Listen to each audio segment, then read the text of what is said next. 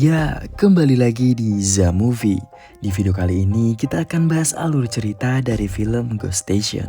Film horor misteri asal Korea Selatan ini mengisahkan tentang seorang jurnalis wanita yang sedang putus asa mencari berita viral demi menyelamatkan karirnya. Namun di tengah keputusasaannya, titik terang muncul ketika rekannya yang bekerja sebagai petugas stasiun membagikan informasi tentang rentetan kematian dan aksi bunuh diri yang sangat ganjil di sebuah stasiun bawah tanah tempatnya bekerja. Bukannya kecelakaan biasa, para korban yang tewas selalu meninggalkan jejak misterius di bagian tubuh mereka. Lalu penyelidikan nekat jurnalis wanita inilah yang akhirnya menuntunnya pada sebuah misteri besar dan rahasia kelam yang terkubur di masa lalu. Misteri besar apa yang sebenarnya disembunyikan di stasiun tersebut, dan bisakah jurnalis wanita ini lolos dari teror maut yang mengintainya? Jadi simak video ini sampai habis. Namun sebelum masuk ke dalam alur ceritanya, jangan lupa untuk like dan komen video ini serta subscribe channel Zamovie. Jika sudah, saya ucapkan terima kasih dan langsung saja kita masuk ke dalam alur ceritanya.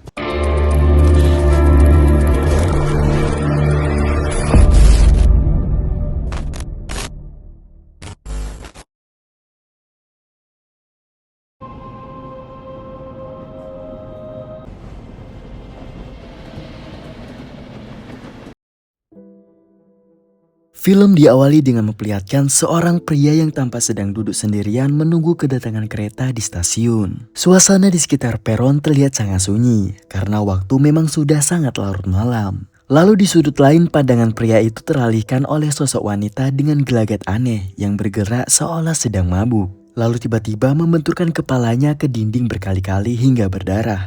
Mengira wanita tersebut hanyalah sedang mabuk berat, pria ini berinisiatif untuk mengambil foto si wanita menggunakan ponselnya, lalu mengunggahnya ke media sosial.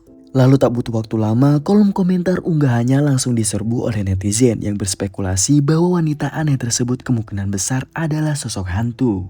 Awalnya si pria sama sekali tidak mempercayai tahayul itu. Namun sedetik kemudian wanita tersebut mendadak hilang dari pandangannya. Lalu pintu pembatas peron tiba-tiba terbuka otomatis. Didorong rasa penasaran, pria itu mencoba melangkahkan dan mendekatkan kepalanya ke arah pintu rel kereta itu. Namun yang terjadi...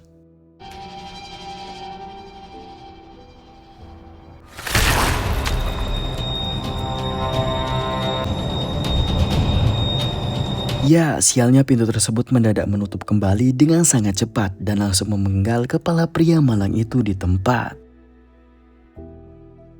Lalu scene beralih ke 1 bulan kemudian, kita diperlihatkan dengan seorang jurnalis wanita bernama Nayong sedang pusing 7 keliling karena mendapatkan tuntutan hukum dari seseorang. Yang masalahnya sepele, yaitu Nayong kedapatan membuat berita hoaks dan memotret seseorang dalam keadaan mabuk tanpa izin dan mempublikasikannya ke media sosial untuk dijadikan berita. Akibat kecerobohan itu, Nayong dituntut untuk membayar uang damai yang nilainya mencapai angka 5 juta won. Mengetahui hal ini, sang atasan langsung mengamuk hebat. Bosnya dengan tegas meminta Nayong untuk menanggung dan membayar uang damai itu menggunakan uangnya sendiri. Yang dimana kesalahan itu murni karena Nayong mengambil foto tanpa izin. Nayong sempat membela diri dan mengaku sudah mengantongi izin verbal, namun karena dia tidak punya bukti fisik yang kuat, atasannya tetap bersikeras meminta Nayong menyelesaikan masalah ini sendirian.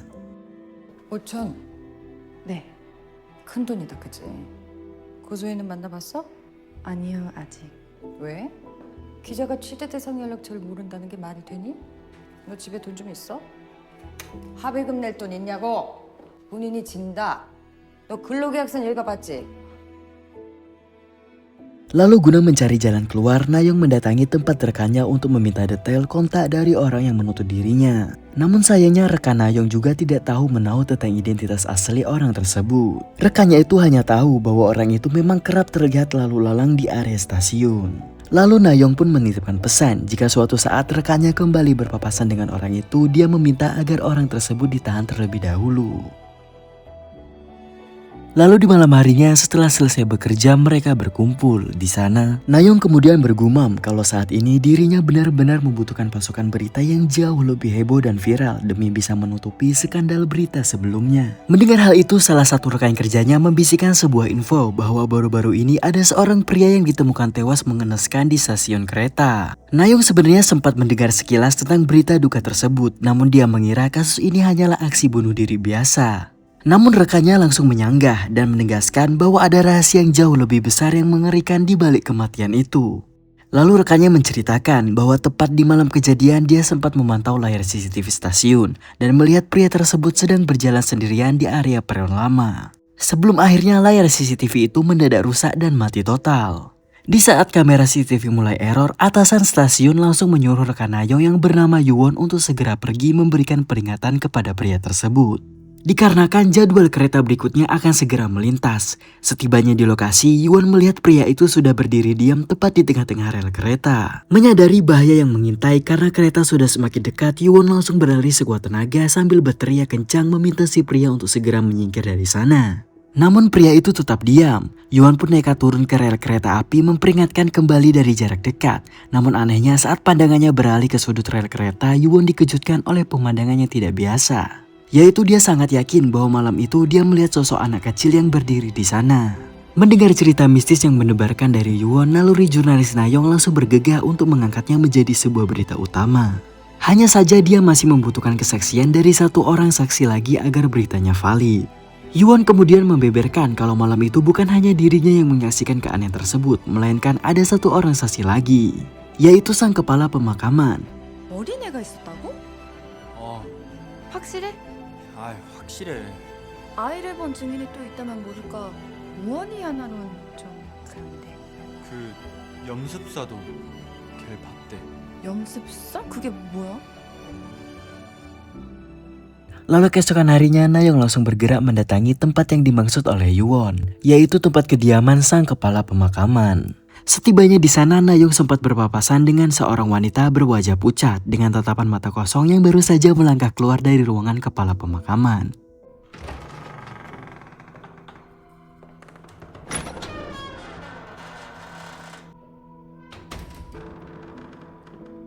Setelah masuk, si kepala pemakaman mulai bercerita kalau ingatannya masih merekam jelas seluruh kisah dari orang-orang yang pernah datang meminta bantuannya. Dia memaparkan bahwa jenazah pertama yang pernah diurus di awal karirnya adalah korban kecelakaan maut di stasiun kereta Oksu yang terjadi tepat di momen awal pembangunan stasiun tersebut. Nayong kemudian langsung menanyakan poin utamanya. Apakah kepala pemakaman juga melihat sosok anak kecil yang sempat diceritakan oleh Yuwon? Kepala pemakaman itu mengangguk dan mulai berkisah bahwa kemarin saat dirinya sedang mengecek kondisi kereta yang mengalami kecelakaan untuk mengumpulkan potongan tubuh korban yang masih tertinggal, tiba-tiba dia terdengar suara asing yang sangat aneh. Suara itu menuntun pandangannya pada sosok seorang anak yang tampak sedang bersembunyi di balik tangga. Kepala pemakaman sempat melayangkan pertanyaan mengenai siapa nama asli anak tersebut. Bukannya menjawab dengan kata-kata, anak itu justru hanya menunjukkan deretan angka 1211.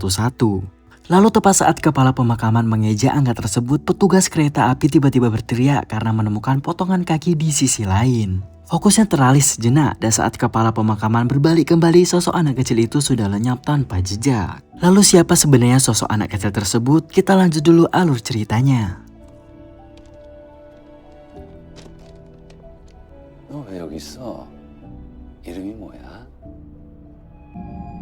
1211? 그게 네 이름이야?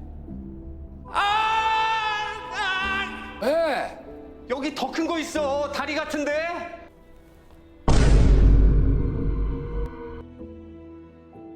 Mendengar itu, Nayong tentu merasa heran kenapa sosok misterius itu menggunakan nama berupa deretan angka. Kepala pemakaman sendiri mengaku tidak paham akan alasan dibaliknya. Di tengah kebingungan itu, ponsel Nayong bergetar menerima panggilan dari Yuwon. Nayong dengan rasa percaya diri tinggi berkata kepada Yuwon bahwa artikel mereka kali ini dipastikan akan sangat viral di internet. Nayong pun meminta bantuan kepada Yuwon untuk mengambilkan salinan file rekaman CCTV stasiun di malam kejadian. 나 이거 조회수 올라가는 필이 확 느껴지거든? 나 봤다는 CCTV 그거 카피해 줄 수 있어? 내가 왜? 이런 기사는 사진 없으면 공신력이 확 떨어지거든. 부탁이야 우원아. 어? Selain mengandalkan Yuwon, Nayong juga mencoba mengumpulkan data tambahan dengan mendatangi kantor polisi setempat. Namun sayangnya salah satu detektif di sana justru meminta dengan tegas agar Nayong tidak usah membuka kembali kasus tersebut. Yang dikarenakan dari hasil penyelidikan resmi, kematian pria itu murni akibat bunuh diri. Lalu detektif itu juga memperingatkan Nayong agar tidak menelan mentah-mentah ucapan kepala pemakaman yang dinilainya kepala pemakaman itu adalah seorang pemabuk. Dan meminta Nayong untuk berhenti memburu berita yang berbau tahayul. Lalu scene beralih ke Yuwon.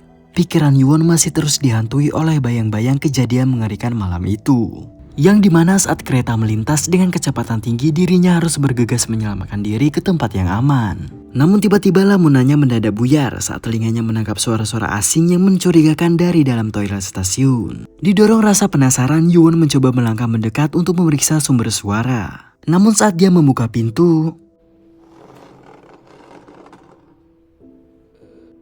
안에 누구 계세요? 안에 누구 계시냐고요? 혹시 몸이 안 좋으시거나 도움이 필요하시면 신호를 주세요. 이게 제가 그냥 열기가 좀...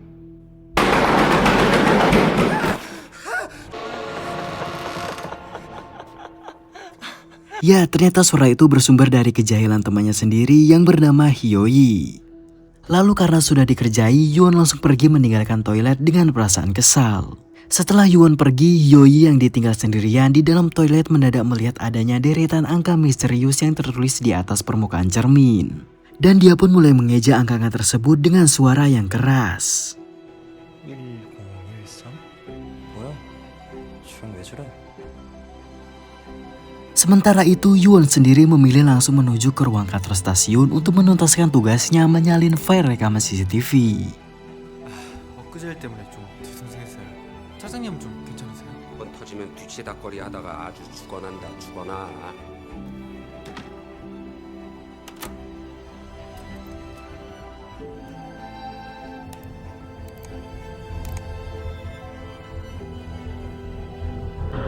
최우원. 예! 이런 일 겪었다고 휘둘리고 그러면 안 된다. 공부하라고. 알았어? 감사합니다. Setelah proses pemindahan data selesai, Yuwon bergegas melangkah pergi dari ruangan tersebut. Namun di tengah jalan, langkah kakinya mendadak terhenti karena dikagetkan oleh kemunculan seorang masinis kereta. Gelagat masinis itu terlihat sangat tidak wajar, pandangan matanya kosong dan mulutnya terus-menerus melontarkan angka-angka yang tidak jelas maknanya. 오씨. 죄송합니다. Lalu setelah kejadian itu, Yuwon langsung menyerahkan file rekaman CCTV yang berhasil didapatkannya kepada Nayeong.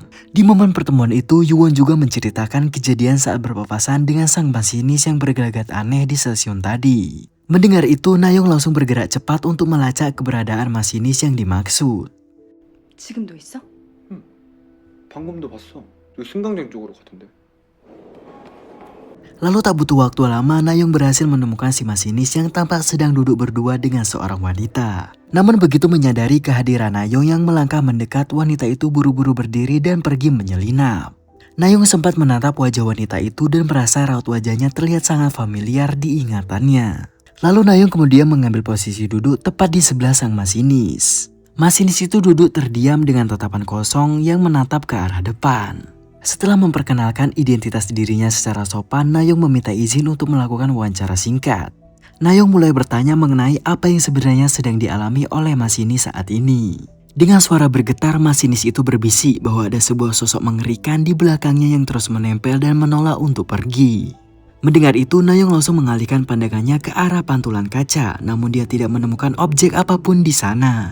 Namun sosok menyeramkan itu rupanya hanya bisa dilihat oleh mata si masinis. Saat mengamati lebih dekat, Nayeong dikejutkan oleh banyaknya bekas luka cakaran yang meraja di kulit leher serta lengan sang masinis. Nayeong kemudian melanjutkan pertanyaan mengenai apa yang sebenarnya dilihat oleh masinis tersebut tepat sebelum kecelakaan maut itu terjadi. Bukannya memberikan jawaban logis, masinis itu justru mulai merancu menyebutkan deretan angka secara berulang-ulang. Lalu berdiri dan melangkah pergi meninggalkan Nayeong begitu saja. Di saat yang bersamaan, ponsel di saku Nayeong mendadak berdering. Rekan kerjanya di kantor mengabarkan dengan antusias bahwa konsep cerita yang dibawa oleh Nayeong sangat potensial dan memintanya untuk segera merampungkan artikel tersebut secepat mungkin. Nayeong pun meminta sedikit tambahan waktu sebelum akhirnya menyudahi panggilan telepon. Didorong rasa penasaran yang belum tuntas, Nayeong memilih untuk terus berjalan membuntuti langkah sang masinis. Langkahnya menuntun Nayeong masuk ke dalam sebuah ruangan kosong yang sepi. Di dalam sana dia menemukan si masinis sedang berdiri diam mematung membelakangi dirinya. Nayeong mencoba mendekat sambil melayangkan pertanyaan mengenai arti di balik angka-angka yang terus diucapkan tadi. Masinis itu kemudian meminta Nayeong untuk ikut mengulangi kata-kata tersebut. Namun begitu tubuh si masinis berbalik menghadap ke arahnya, Nayeong seketika tersentak ngeri melihat raut wajah pria itu sudah berubah menjadi sangat mengerikan. 불러줄 거지. 불러줄 거지. 고3이고 고3이고 고3이고. 괜찮으세요? Lalu singkat cerita, tak lama setelah kejadian itu, artikel investigasi yang ditulis oleh Nayong akhirnya resmi dipublikasikan ke media dan langsung sukses menyedot perhatian besar dari masyarakat luas. Lalu scene beralih ke Nayong yang baru saja melangkah turun dari gerbong kereta api. Sebuah tangan misterius tiba-tiba menjulur keluar dari bawah kolong kereta dan menarik tubuhnya dengan kuat.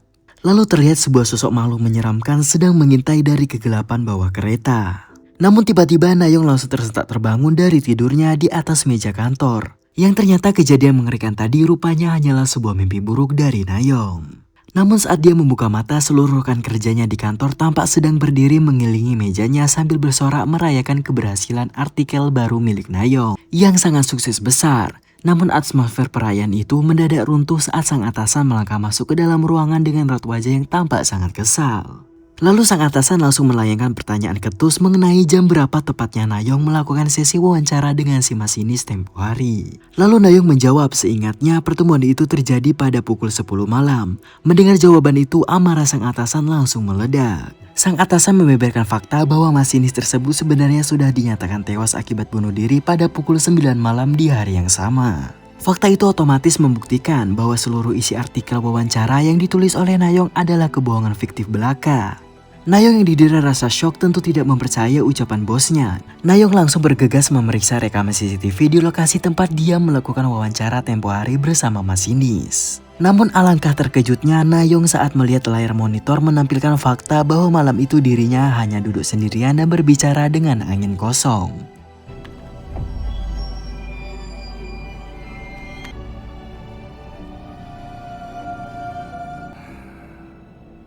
됐습니다. 그만 보시죠. Akibat kebohongan data tersebut, artikel milik Nayong langsung ditarik dari peredaran dan dia dipanggil masuk ke ruangan atasannya untuk menerima amukan hebat atas kecerobohan fatalnya.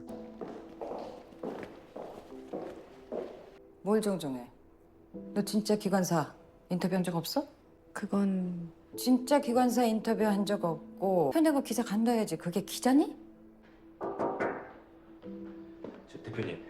Di tengah ketegangan itu, seorang karyawan melangkah masuk dan mengabarkan bahwa ada seorang wanita yang mengaku sebagai adik dari korban kecelakaan maut di stasiun Oksu. Orang itu memberikan karyawan itu alamat tempat tinggalnya dan memberitahukan bahwa ia ingin bertemu dengan Nayong untuk memberikan suatu informasi penting.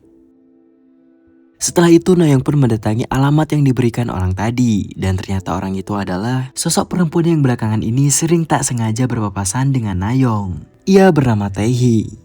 Kondisi psikologis Taehi terlihat sangat tidak stabil dan bertingkah aneh. Dengan suara bergetar, Taehi mulai bercerita bahwa mendiang kakaknya nekat pergi ke stasiun tersebut demi melacak keberadaan sebuah sumur tua. Dia memaparkan fakta sejarah bahwa dulunya daerah Oksu memang dipenuhi oleh banyak sumur. Ditambah lagi ayah kandung Taehi di masa lalu juga meregang nyawa akibat kecelakaan maut di stasiun Oksu tepat di masa awal pembangunannya. Sejak tragedi itu, Taehi dan kakaknya selalu dihantui oleh bayang-bayang sumur tua tersebut. Yang seolah-olah ada ketakutan gaib dari dalam sumur yang terus-menerus memanggil jiwa mereka. Oleh karena itu, Taehi sangat yakin jika agenda terakhir kakaknya sebelum tewas adalah untuk mencari keberadaan sumur misterius itu. Di tengah ceritanya, Taehi mendadak berteriak histeris dan menunjukkan perilaku yang aneh sebelum akhirnya dia tersadar kembali dan meminta maaf atas kegilaannya yang tiba-tiba. 우리 오빠가 우물을 찾으려고 했던 게 네. 왜요? 제가 억지가 너무 심한가요? 우리 오빠의 죽음에 대해서 그런 의미를 부여하는 게? 소리 질러서 죄송합니다. Mendengar penjelasan Taehi, rasa penasaran yang mendalam mengenai sumur yang dimaksud, Nayong memutuskan untuk pergi menelusuri dokumen dan arsip-arsip lama kota Oksu. Setelah melakukan pencarian intensif, dia menemukan sebuah fakta mengejutkan, yaitu jauh sebelum stasiun kereta itu berdiri, lahan tersebut dulunya merupakan sebuah bangunan panti asuhan. Dan tepat di halaman depannya terdapat sebuah sumur tua. Foto arsip tersebut langsung dikirimkan oleh Nayong ke ponsel Taehi. Saat melihat gambarnya, Taehi mengaku ingat masa kecilnya samar-samar merekam bentuk sumur tersebut. Namun anehnya dia sama sekali tidak punya memori tentang keberadaan panti asuhannya. Dari temuan itu, Nayong menarik kesimpulan logis karena posisi sumur tersebut kini berada di dalam area stasiun. Maka spekulasi bahwa kakak Taehi pergi ke area peron lama untuk mencari keberadaan sumur itu kemungkinan besar adalah sebuah kebenaran. Lalu ditemani oleh Yuwon, Nayong melangkahkan kakinya ke ruang forensik untuk melihat langsung kondisi jasad sang masinis yang tewas. Dan dia pun mengabadikan kondisinya lewat jepretan kameranya. Di sana terlihat jelas adanya banyak sekali bekas luka robekan cakaran yang merajai sekujur tubuh masinis.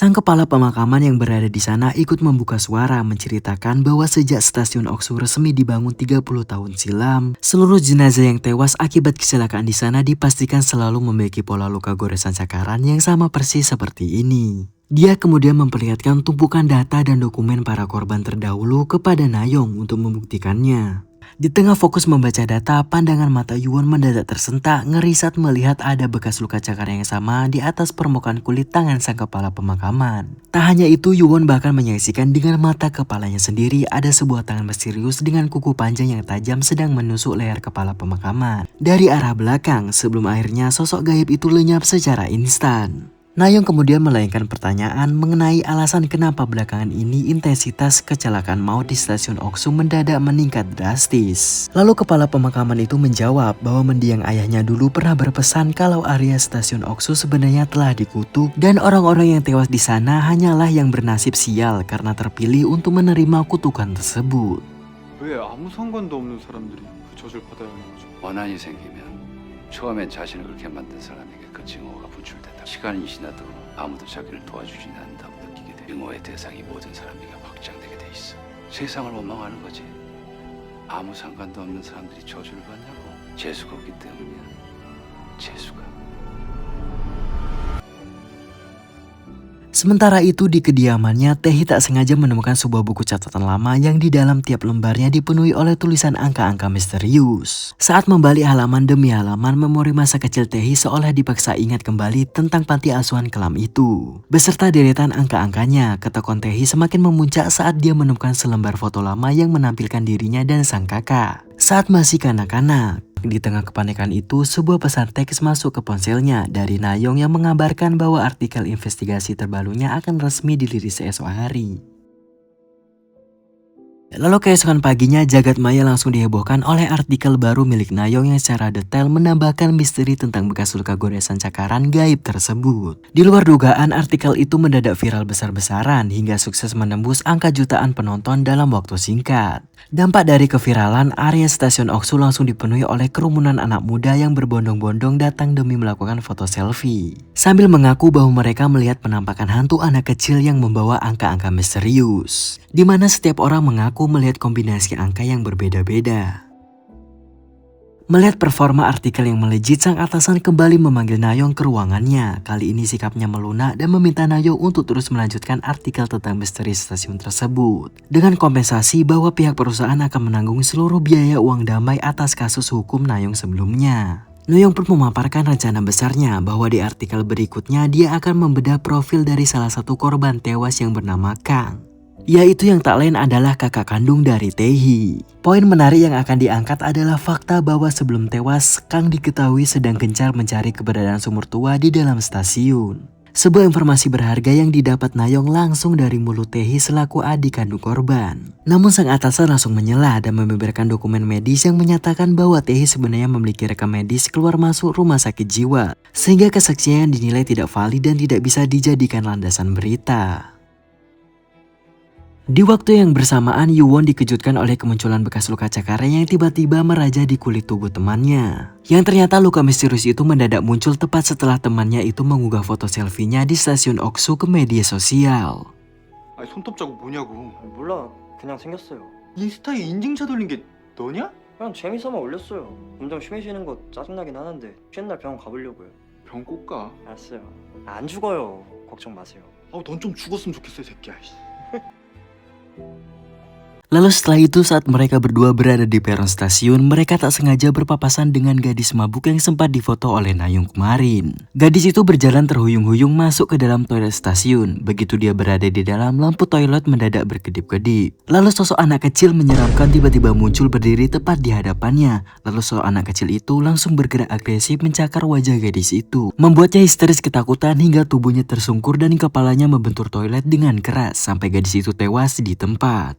Mendengar adanya suara teriakan histeris dari arah toilet wanita, Hyoyi segera pergi mengecek situasi ke dalam toilet. Hyoyi pun langsung mengetuk pintu satu persatu bilik toilet secara bergantian. Namun tidak ada satupun jawaban yang merespon. Didorong rasa penasaran, Hyoyi mencoba membuka badannya untuk mengintip situasi lewat celah bawah pintu toilet. Dan yang terjadi adalah...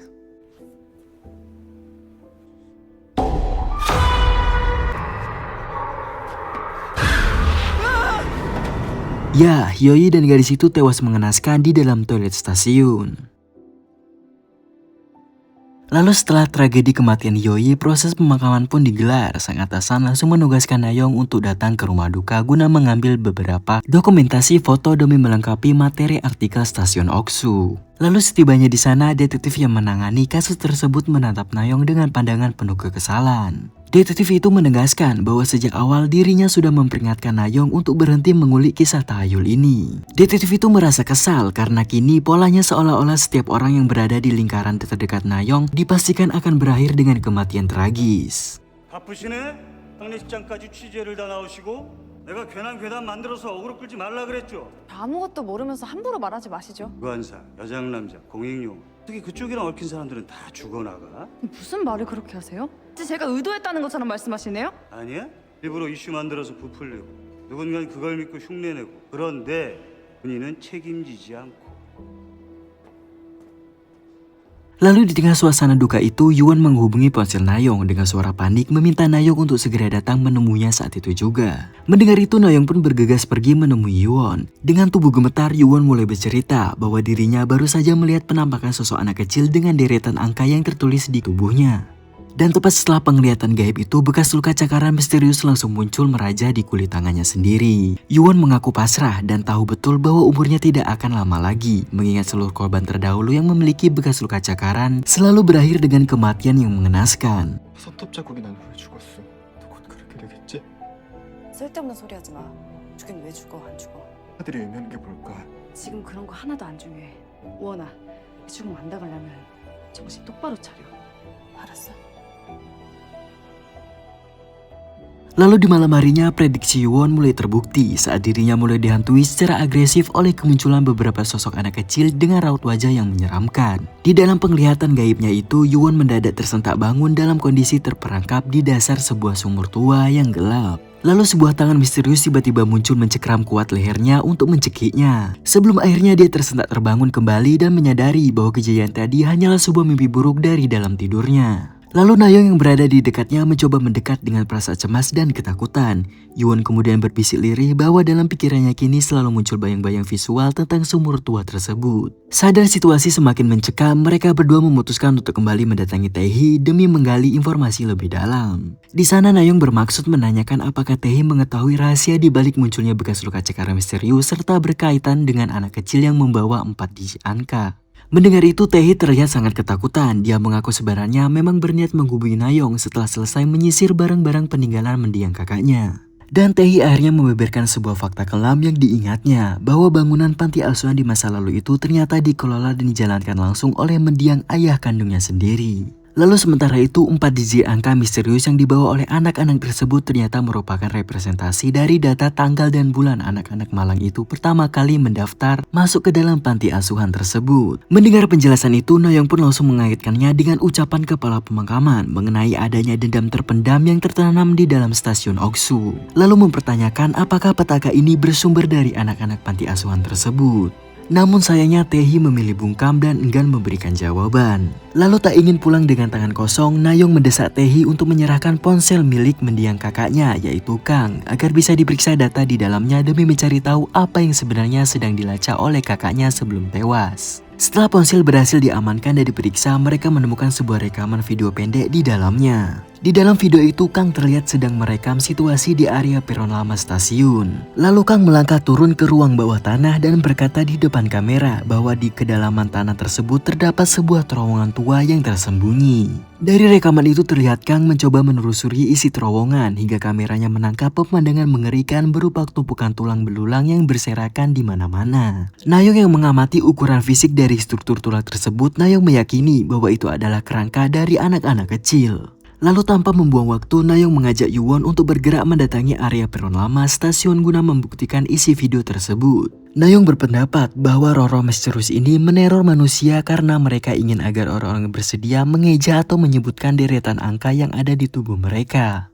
Yang berarti ada sebuah pesan penting yang tersembunyi yang coba mereka sampaikan kepada manusia yang masih hidup. Mendengar itu, Yuwon menyetujui analisis tersebut dan mereka berdua pun nekat melangkah masuk menembus kegelapan terowongan tua itu. Lalu kamera ponsel pun dinyalakan sebagai sumber pencahayaan sekaligus perekam. Lalu tak lama kemudian lensa kamera menangkap pergerakan sosok bayangan hitam yang melintas misterius dari kegelapan. Yuwon langsung didera rasa ketakutan yang luar biasa saat melihat sosok bayangan itu bergerak semakin mendekat ke arah posisi mereka. Namun anehnya penampakan itu rupanya hanya ditangkap oleh mata Yuwon seorang diri. Di tengah kepanikan itu, sayup-sayup terdengar suara Nayong yang memanggil nama Yuwon dari arah depan. Yuwon langsung didera kebingungan yang teramat sangat. Jika suara Nayong terdengar dari depan, lantas siapakah sosok makhluk yang saat ini sedang berdiri tepat di hadapannya? Namun setelahnya sosok bayangan hitam itu mendadak berubah bentuk menjadi wujud anak kecil dengan raut wajah yang sangat menakutkan. Melihat itu, Yuwon langsung berteriak histeris karena ketakutan. Dan di saat yang sama, sosok Nayong yang asli langsung berlari menghampiri posisinya. Lalu Nayong berkata dengan heran bahwa sejak tadi Yuwon hanya berdiri diam dan berjalan sendirian di tempat itu. Setelah Yuwon berhasil menenangkan diri, mereka berdua melanjutkan langkah kakinya masuk lebih dalam menebus labirin terowongan. Di ujung jalan, langkah Nayong terhenti saat menemukan sebuah pintu besi tua. Setelah pintu tersebut dibuka paksa, mereka melangkah masuk ke ruangan yang lebih dalam lagi. Lalu tepat di hadapan mereka berdiri sebuah struktur bangunan yang bentuknya sangat identik dengan sumur tua, lengkap dengan hamparan tulang belulang manusia yang berserakan di sekitar areanya. Saat mereka berdua mencoba berlutut untuk menggali tanah di sekitar sumur, sebuah tangan misterius tiba-tiba menjulur keluar dari dalam tanah dan menarik tangan mereka dengan kuat. Lalu sosok-sosok makhluk menyeramkan dari anak-anak panti mulai bermunculan satu persatu dari balik kegelapan dan berdiri diam sambil melemparkan tatapan mata tajam ke arah mereka. Di tengah situasi menegangkan itu, Nayong dengan beraninya berteriak keras ke arah roh-roh tersebut dan berjanji bahwa dirinya akan mengungkap kebenaran aslinya kepada dunia mengenai pesan apa yang sebenarnya ingin mereka sampaikan selama ini. Mendengar janji tersebut, sosok-sosok gaib itu langsung mengeluarkan suara teriakan yang sangat keras sebelum akhirnya keberadaan mereka lenyap sepenuhnya dari tempat itu. Siapakah sosok anak-anak kecil ini sebenarnya? Simak terus ceritanya. Setelah makhluk-makhluk itu pergi, pandangan mereka langsung disuguhkan oleh pemandangan pilu berupa puluhan struktur tengkorak anak kecil yang tertimbun di sana. Lalu tanpa menunggu waktu yang lama, temuan mengerikan mengenai kuburan massal tersebut langsung dilaporkan oleh mereka kepada pihak otoritas keamanan stasiun. Kabar penemuan ini juga sampai ke telinga Taehi. Wanita itu dikabarkan terlihat sangat lega dan bahagia karena kini jasad kakaknya serta anak-anak panti asuhan yang akhirnya bisa dievakuasi untuk dikuburkan secara layak dan tenang. Lalu beberapa waktu berlalu setelah insiden tersebut, Nayong kembali dipanggil masuk ke ruangan kerja atasannya. Namun raut wajah sang bos terlihat sama sekali tidak senang dengan pencapaian tersebut. Yang ternyata atasannya merasa terusik karena artikel baru yang ditulis oleh Nayong secara vulgar membongkar fakta kebenaran yang sengaja ditutupi oleh pihak di balik proyek pembangunan stasiun Oksu masa lalu. Yang terlebih karena Nayong sukses menemukan bukti fisik berupa tulang belulang anak-anak panti asuhan. Lalu atasannya itu menegaskan bahwa sejak awal dirinya sudah melarang keras Nayong untuk mengusik misteri sumur tua itu. Namun Nayong tetap keras kepala melanggarnya. Sebagai hukuman atas pembangkangan tersebut, atasannya langsung menyodorkan selembar surat peringatan keras kepada Nayong. Setelah itu Nayong didera rasa bingung dan tidak terima atas perlakuan tidak adil yang diterimanya dari kantor. Melihat rekannya terpukul, salah satu rekan kerja Nayong datang mendekat dan mulai menceritakan sebuah rahasia masa lalu mengenai sang atasan. Rekannya membeberkan fakta sejarah bahwa dulu saat atasan mereka masih aktif berkarir sebagai seorang jurnalis muda, dia sebenarnya juga pernah melakukan investigasi mendalam dan menulis artikel tentang sumur tua tersebut. Namun dikarenakan pihak manajemen tertinggi takut berita mistis itu akan menghambat dan merugikan proses pembangunan stasiun Oksu, maka seluruh draft berita milik atasannya itu langsung dibungkam dan ditutupi oleh bos besar mereka terdahulu. Dikarenakan itulah sang atasan langsung mengamuk hebat saat melihat Nayong nekat mengangkat kembali topik sensitif yang di masa mudanya dulu terpaksa harus dikubur dalam-dalam. Sementara itu di stasiun, Nasib Malang masih mengikuti kehidupan Yuwon karena dirinya ternyata masih terus-menerus dihantui secara agresif oleh kemunculan sosok anak-anak panti tersebut. Di tengah rasa frustasi, Yuwon tak sengaja berpapasan dengan sang kepala pemakaman di area stasiun. Namun ada satu hal janggal yang disadari oleh Yuwon, yaitu bekas luka cakaran misterius yang sebelumnya meraja di kulit tangan sang kepala pemakaman kini telah bersih dan menghilang tanpa bekas. Yuwon pun melayangkan pertanyaan dengan nada mendesak mengenai alasan kenapa bekas luka cakaran itu masih bersarang di tubuhnya. Sementara kondisi fisik kepala pemakaman justru sudah sembuh total. Sementara itu di tempat lain, Tae-hee terlihat sedang menemui Nayong. Lalu kembali ke percakapan menegangkan antara Yuwon dan kepala pemakaman. Kepala pemakaman itu akhirnya membongkar sebuah rahasia gaib, yaitu bahwa kutukan mematikan dari stasiun Oksu tersebut sebenarnya bisa dipindahkan ke tubuh orang lain. Dan kepala pemakaman mengaku telah berhasil memindahkan jatah kutukannya ke dalam tubuh Tae-hee. Lalu kepala pemakaman memaparkan prosedur gaibnya. Syarat utama agar kutukan bisa berpindah adalah orang yang akan menjadi wadah baru harus mengetahui secara detail tentang runtutan cerita di balik dendam anak-anak panti tersebut. Jika syarat itu terpenuhi, maka pemilik kutukan hanya perlu meminta calon korban untuk mengeja atau menyebutkan deretan angka-angka misterius miliknya. Dan seketika itu juga seluruh kutukan beserta luka cakaran akan langsung berpindah ke tubuh sang korban baru. Di saat yang bersamaan, rahasia kelam ini juga ternyata sedang diceritakan oleh Tae-hee kepada Nayong di rumahnya. Bukannya berniat jahat untuk menjerumuskan Nayong ke dalam kutukan, Tae-hee justru bercerita karena memori otaknya mendadak mengingat sebuah kejadian penting di masa lalu, yaitu tepat setelah dia menerima kutukan dari kepala pemakaman. Lalu Tae-hee membeberkan fakta mengejutkan bahwa dulu saat Nayong masih kecil, Nayong sebenarnya adalah salah satu dari sekian banyak anak yatim piatu yang ditampung di dalam panti asuhan kelam tersebut. Tae-hee mengingat kembali momen mengerikan di mana ayahnya memasukkan seluruh anak-anak panti ke dalam dasar sumur tua dan memanggil mereka menggunakan deretan angka. Setelah semua anak berada di bawah, mulut sumur akan ditutup secara rapat-rapat menggunakan papan kayu dan mereka diberi ancaman keras untuk tidak mengeluarkan suara sedikit pun. Lalu dari salah satu anak yang berada di dalam sumur tersebut memanggil nama kecil Nayong untuk meminta bantuan agar diselamatkan. Roh anak-anak itu sangat senang jika nama asli mereka dipanggil oleh manusia yang masih hidup. Dikarenakan dalam memori masa kecil mereka, jika nama mereka dipanggil dari atas sumur, itu adalah tanda bahwa mereka akan dikeluarkan dan diselamatkan dari kegelapan. Ya, fakta itu otomatis mengungkap status silsilah keluarga Tae-hee, yaitu bahwa mendiang ayahnya yang kejam itu bukanlah ayah kandung mereka,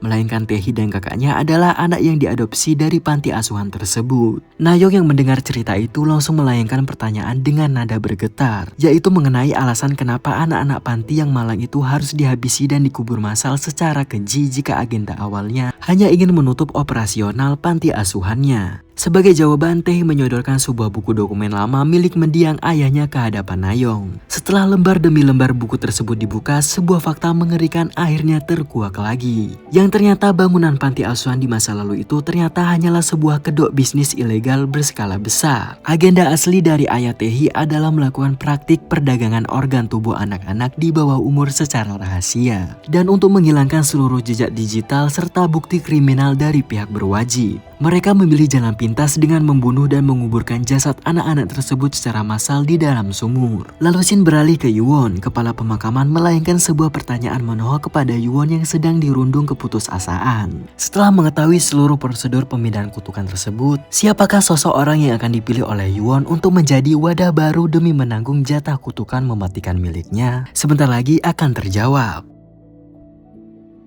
Lalu keesokan harinya ponsel milik Nayong bergetar menerima panggilan masuk dari Yuwon. Melalui sambungan telepon, Yuwon mengabarkan bahwa dirinya sengaja menghubungi menggunakan nomor baru karena nomor lamanya sudah tidak aktif lagi. Lalu tanpa menaruh rasa curiga sedikit pun, Yuwon kemudian mulai mengeja deretan angka dari nomor telepon barunya tersebut kepada Nayong. Dan Nayong pun secara spontan ikut mengulangi penyebutan angka-angka tersebut demi mencatatnya. Namun sesaat setelah deretan angka selesai diucapkan, kesadaran Nayong mendadak tersentak hebat, yaitu dia menyadari sebuah fakta mengerikan bahwa Yuwon baru saja memanfaatkan dirinya untuk memindahkan seluruh kutukan stasiun Oksu ke dalam tubuhnya. Lewat sisa sambungan telepon, Yuwon menyampaikan permohonan maaf yang mendalam sambil menangis. Yuwon mengaku terpaksa melakukan tindakan licik tersebut semata-mata karena dirinya masih ingin bertahan hidup di dunia ini. Lalu didera rasa panik dan ketakutan karena kini kutukan itu sudah berpindah ke tubuhnya, Nayong langsung bergerak mendatangi kepala pemakaman demi menanyakan adakah cara alternatif untuk membuang kembali kutukan mematikan tersebut dari dirinya. Lalu kepala pemakaman menjawab bahwa mekanisme tetap sama seperti yang dialami Yuwon, yaitu Nayong hanya perlu menceritakan seluruh sejarah kelam panti asuhan dan perdagangan organ anak-anak itu kepada orang lain, lalu menjebak target tersebut agar bersedia mengeja atau menyebutkan deretan angka-angka misterius miliknya. Setelah mengantongi informasi tersebut, Nayong melangkahkan kakinya kembali pulang ke rumah. Sesampainya di kamar, dia langsung membuka laptop dan mendapati sebuah kenyataan pahit di mana artikel eksklusif mengenai misteri sumur tua dan anak-anak panti hasil jerih payahnya ternyata telah resmi dipublikasikan ke media. Namun hal yang membuat amarah Nayong meledak adalah fakta bahwa nama penulis di dalam artikel tersebut telah dicuri dan digantikan oleh nama atasannya sendiri. Sementara dirinya justru dihadiahi selembar surat pemecatan sepihak dari perusahaan. Didorong oleh rasa amarah murni akibat dikhianati, Nayong langsung mendatangi kantor pusat media tempatnya bekerja. Dia melangkah masuk ke dalam ruangan sang atasan. Di depan atasannya, Nayong mulai menceritakan seluruh kebenaran asli mengenai sejarah kelam panti asuhan Oksu, beserta skandal perdagangan organ anak-anak selama puluhan tahun ini sengaja ditutupi rapi oleh pihak korporasi. Nayong menegaskan bahwa dia tahu betul kalau atasannya itu juga ikut terlibat dalam konspirasi pembungkaman berita kelam di masa lalu. Setelah seluruh cerita selesai dipaparkan, Nayong menyodorkan selembar kertas yang berisi tulisan deretan angka misterius ke hadapan atasannya itu. Lalu meminta sang atasan dengan nada tegas untuk mengeja angka-angka tersebut saat itu juga. Tanpa menaruh rasa curiga dan didorong rasa kesal, sang atasan langsung membaca dan menyebutkan angka-angka tersebut dengan keras. 한 번만 읽어주세요. 소리 내서. 이 새끼가 진짜 뭐 하자는 거야? 한 번만 읽어줘요. 펴내고 아무 말 안 하고 사라져 줄게요. 이게 뭔데? 뭐든 무슨 상관인데요. 읽어주세요. 이 사표는 대표님 겁니다. 0816 되니?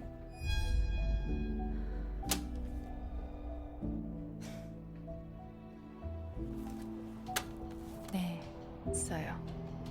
쉽네. Setelah tujuannya tercapai, Nayong langsung membalikan badan dan melangkahkan pergi meninggalkan ruangan dengan senyuman tipis. Dikarenakan kini seluruh kutukan mematikan stasiun Oksu telah resmi berpindah ke dalam tubuh atasannya yang korup. Lalu film pun berakhir. Nah, itulah tadi alur cerita dari film Ghost Station. Jika kalian suka dengan video ini, jangan lupa untuk like dan juga subscribe channel Zamovie. Jika ada ide dan saran ataupun masukan, langsung aja tulis di kolom komentar. Dukung channel ini supaya lebih berkembang lagi ke depannya. Dan terima kasih dan sampai jumpa di alur cerita film selanjutnya.